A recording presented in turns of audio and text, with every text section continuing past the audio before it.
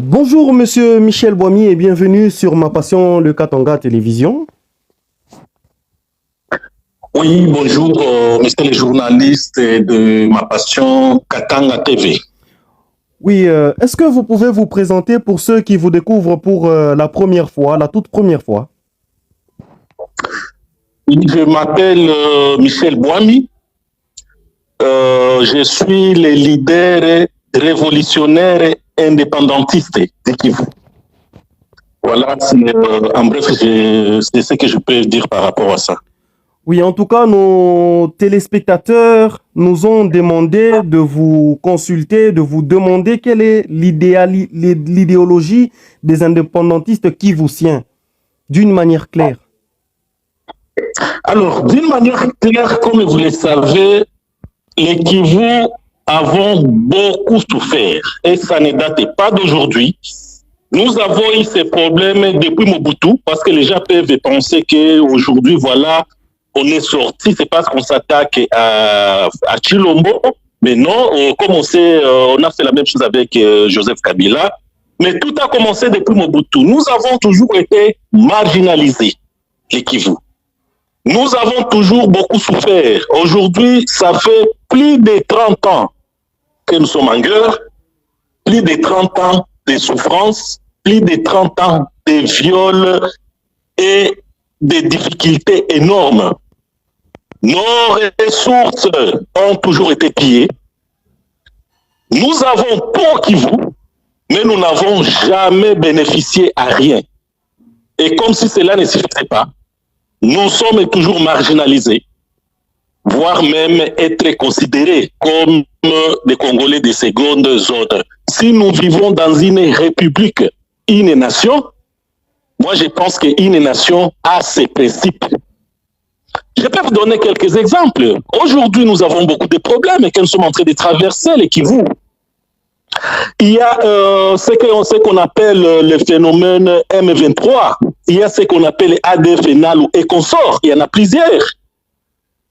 Nous sommes toujours mobilisés, les Kivusiens, mais jamais nous avons vu de l'autre côté, dans les autres provinces, par exemple, appuyer nos démarches, entre autres les manifestations, entre autres tout ce que nous organisons contre ces malfrats, contre ces pays étrangers, c'est-à-dire contre le Rwanda et l'Ouganda. Et nous n'avons jamais rien vu comme soutien. Aujourd'hui, moi, je peux vous donner des exemples. Les manifestations que nous sommes en train d'organiser ici au Kivu. Vous ne verrez jamais les autres provinces nous appuyer. C'est-à-dire que nous produisons tout et nous sommes marginalisés sur tous les pays. C'est-à-dire pour les Kivusiens, vous pouvez mourir même à 1000 par jour. Kinshasa s'affronte complètement. Est-ce que nous allons continuer avec ça? Moi, je pense qu'à un certain moment, nous avons pris des négociations, nous avons essayé de parler, de créer quelque chose comme un dialogue avec le gouvernement de Kinshasa, avec les gens de Kinshasa, entre autres ces gens de l'Ouest, qui dirigent aujourd'hui la République démocratique du Congo, soit déjà une nation, mais ils ne nous ont jamais compris. Je pense qu'à ce moment-là, nous n'allons pas accepter de mourir et de continuer à souffrir. Ce sont nous qui souffrons, ce sont nous qui mourrons, et nous n'allons pas continuer à mourir et à souffrir à ce que nos mères, nos mamans puissent continuer à être violées. Je pense qu'il y a une partie des responsabilités qui nous revient. Et c'était par rapport à ça que nous avons dit non. Je pense qu'il y a un temps pour tout. Nous avons dit stop. Il est mieux, il est temps même à ce que nous puissions aller de l'avant, que nous puissions prendre nos responsabilités, à ce que nous puissions nous prendre en charge, comme les Congolais en ont l'habitude de le dire. Les manifestations que nous organisons à Goma, pourquoi il n'y a pas, si nous étions vraiment une nation, je pense que ça devrait se produire dans les autres provinces. Et comme d'habitude, un qui vous peut toujours mourir, vous mourrez à 1000 comme des mouches, ça n'engage que ces Kivusiens là qui sont en train de mourir. C'est comme si ça devient une habitude à ce que les Kivusiens puissent continuer à mourir. Et là, nous disons non. Nous avons dit non, nous sommes pillés et nous sommes marginalisés en même temps. Et voilà, nous avons beaucoup de raisons auquel nous avons demandé à ce que nous puissions avoir notre indépendance. Du point de vue sécuritaire, et tout d'abord, je peux dire, du point de vue sécuritaire, si on n'était pas avec Kinshasa aujourd'hui, cette guerre de l'Est ne peut même pas faire une semaine. Maintenant, aujourd'hui, ça fait 28 ans que nous sommes en train de combattre. Et sans nous, sans ce qu'on appelle les résistants Maïmaï, aujourd'hui, mais on n'en parlerait même pas de la République démocratique du Congo unie. Alors, parce que ce sont eux qui ont résisté, ce sont nos fils qui ont résisté, ce sont nos frères qui ont résisté à la domination rwandaise. Alors, monsieur... Alors, oui. Alors, monsieur Michel Boimi, parce que vous dites que vous êtes en train de résister contre la domination rwandaise et ougandaise, pourquoi vous y allez en ordre dispersé? Parce que nous connaissons que vous êtes du Nord Kivu et Madame Massawa qui prône le fédéralisme est du Sud Kivu. Et il y a un autre qui est monsieur Enoch du Maniema qui lui parle de l'indépendance de l'Est avec les Tanganyika. Qu'est-ce que vous en dites? Nous ne sommes pas divisés. Je pense que nous sommes en train de défendre la même cause. Et tout ce que nous défendons, Massawa, c'est ma sœur. C'est une grande militante, une grande combattante. Je connais ses capacités. Hein? Les capacités de Massawa, je connais très bien. On ne s'est pas connu aujourd'hui. Les combats qu'elle est en train de mener et les autres aussi. Moi, je pense que nous sommes dans la même voie. Et tout ce qu'à un certain moment, il faudrait s'asseoir et discuter par rapport à ce que nous sommes, on peut nous dire, on peut nous appeler les radicaux, comme nous, voilà, les indépendantistes qui vous sont radicaux. Mais rien ne nous empêche à ce que nous puissions discuter même avec, et pas seulement avec nos frères et sœurs dont vous avez cité les noms, mais aussi avec même le gouvernement de Kinshasa, mais pour que les Kivu puissent avoir soit l'indépendance du Kivu ou un statut spécial. Nous, tout ce qu'on ne veut pas, c'est que nous puissions continuer avec cette République démocratique du Congo unie. Ça, nous refusons. Que tout puisse être piloté par Kinshasa ou la décentralisation, ce qu'ils appellent là la décentralisation, je ne sais pas comment. Tout ça, ce n'est que des fouteuses. Ça, nous refusons catégoriquement. Tout ce que vous venez de citer là comme ceux qui sont en train de mener aussi l'élite, ce n'est pas que nous sommes divisés, non. On se parle et on essaie, mais chacun aille d'abord de ce qu'il est en train de faire, mais à un certain moment, nous allons nous croiser là devant et nous aurons un dialogue à ce que nous puissions nous retrouver et avoir un compromis. Merci beaucoup. En tout cas, merci beaucoup, monsieur Michel Boimi. Et comment vous répondez à ceux qui proposent l'union des indépendantistes du Kivu, du Katanga et du Congo central? Moi, mon souhait même était à ce que nous puissions avoir une république des Swahiliphones. Vous savez, nous sommes une force. Les Swahiliphones, c'est vraiment une force terrible. C'est une puissance même de l'Afrique, je peux dire, voire même du monde. On peut parler du Congo aujourd'hui. 90% de la richesse du Congo aujourd'hui vient dans des zones swahiliphones et dans des provinces swahiliphones. Est-ce que vous savez? Je parle bien de 90%. C'est-à-dire nous sommes exploités au maximum. Et raison pour laquelle moi je l'ai toujours demandé à mes frères et sœurs du Katanga, prenez-vous en charge votre élite de l'indépendance du Katanga et la mienne.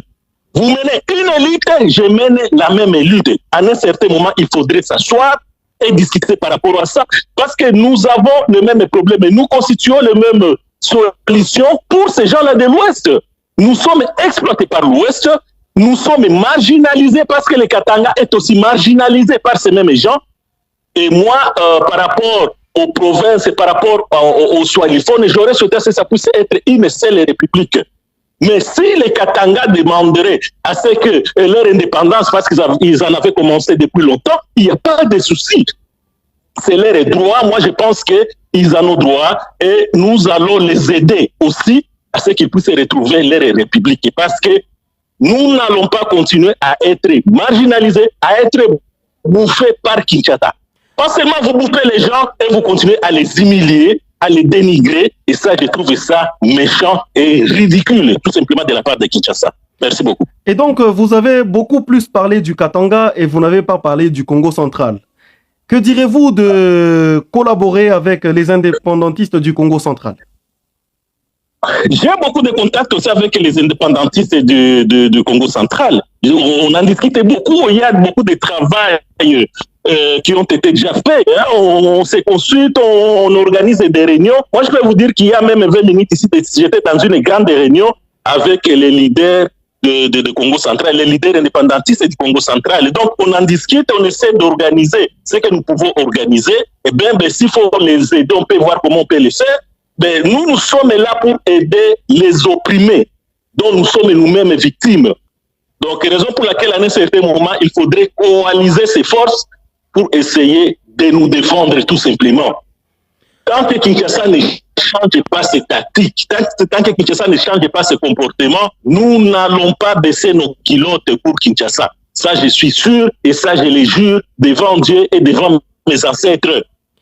Nous ne sommes pas esclaves de Kinshasa et nous ne continuerons jamais à l'être. Donc ça, je peux le dire. Tant que Kinshasa ne change pas ce système de nous opprimer, de nous bouffer même à l'intérieur, nous n'allons pas accepter. Moi, je pense que nous avons tout un peuple qui est derrière nous et qui est prêt à mourir par rapport à ça. Nous avons beaucoup perdu. Moi, je vous parle des 12 millions de morts ici à l'Est. C'est moi qui ai des valeurs par rapport à ces 12 millions de morts. Mais non, moi, je ne suis que Michel Bois, je ne suis qu'un leader révolutionnaire. Mais il y en a beaucoup qui sont morts par rapport à ces 12 millions de morts. Donc, voilà la raison pour laquelle nous sommes là, nous allons continuer cette lutte. Merci beaucoup. Alors, M. Michel Boimi, quel est votre mot de motivation et mot de la fin par rapport à cette population du Kivu qui n'attend que l'indépendance du Kivu? Alors, par rapport à l'indépendance du Kivu, nous continuons à y travailler. Et d'abord, je vais remercier tous les Kivusiens qui nous ont rejoints. Nous avons maintenant des millions. Nous travaillons beaucoup même avec ceux qui sont à Kinshasa, c'est-à-dire certains leaders Kivusiens aussi, certains notables qui sont à Kinshasa, qui travaillent dans ces gens-là. Et ce sont ces gens-là qui nous donnent beaucoup plus d'informations. Donc, nous demandons à ce que les Kivusiens puissent s'unir, puissent continuer ces combats. C'est notre droit. Nous n'allons pas accepter une seule seconde à ce que nous puissions être marginalisés. Nous puissions être piétinés tout simplement. Nous avons le droit de nous défendre.